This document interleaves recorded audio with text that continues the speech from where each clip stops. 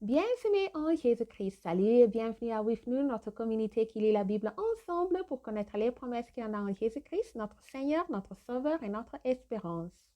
Que le Saint-Esprit nous donne une révélation de ce qu'on va lire. Nous lisons Romains chapitre 6. La grâce, loin d'autoriser le péché, délivre de l'empire du péché. Que dirons-nous donc? Demeurions-nous dans le péché afin que la grâce abonde? Loin de là, nous qui sommes morts au péché, comment vivrions-nous encore dans le péché? Ignorez-vous que nous tous qui avons été baptisés en Jésus-Christ, c'est en sa mort que nous avons été baptisés. Nous avons donc été ensevelis avec lui par le baptême en sa mort, afin que, comme Christ est ressuscité de mort par la gloire du Père, de même nous aussi nous marchions en nouveauté de vie. Alléluia!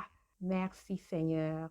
En effet, si nous sommes devenus une même plante avec lui par la conformité à sa mort, nous le serons aussi par la conformité à sa résurrection.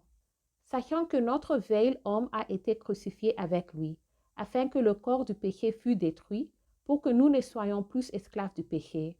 Merci Jésus-Christ. Car celui qui est mort est libre du péché. Or, si nous sommes morts avec Christ, nous croyons que nous vivrons aussi avec lui. Amen. Sachant que Christ ressuscité de mort ne meurt plus, la mort n'a plus de pouvoir sur lui. Amen.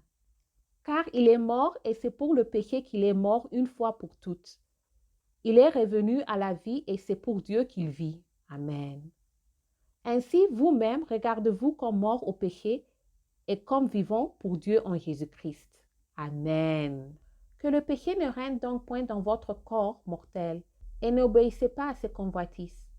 Ne livrez pas vos membres au péché comme des instruments d'iniquité, mais donnez-vous vous-même à Dieu, comme étant vivants de mort que vous étiez, et offrez à Dieu vos membres comme des instruments de justice.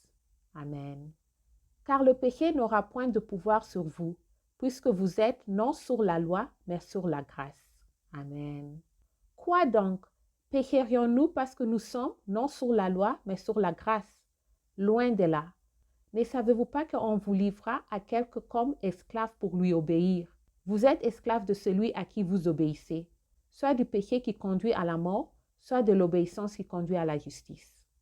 Mais grâce soit rendue à Dieu de ce que, après avoir été esclave du péché, vous avez obéi de cœur à la règle de doctrine dans laquelle vous avez été instruits. Ayant été affranchis du péché, vous êtes devenus esclaves de la justice. Je parle à la manière des hommes, à cause de la faiblesse de votre chair. De même donc, vous avez livré vos membres comme esclaves à l'impurité et à l'iniquité, pour arriver à l'iniquité. Ainsi maintenant, livrez vos membres comme esclaves à la justice, pour arriver à la sainteté. Car lorsque vous étiez esclaves du péché, vous étiez libres à l'égard de la justice. Quels fruits portiez-vous alors? De fruits dont vous rougissiez aujourd'hui, car la fin de ces choses, c'est la mort. Mais maintenant, étant affranchis du péché et devenus esclaves de Dieu, vous avez pour fruit la sainteté et pour fin la vie éternelle. Amen.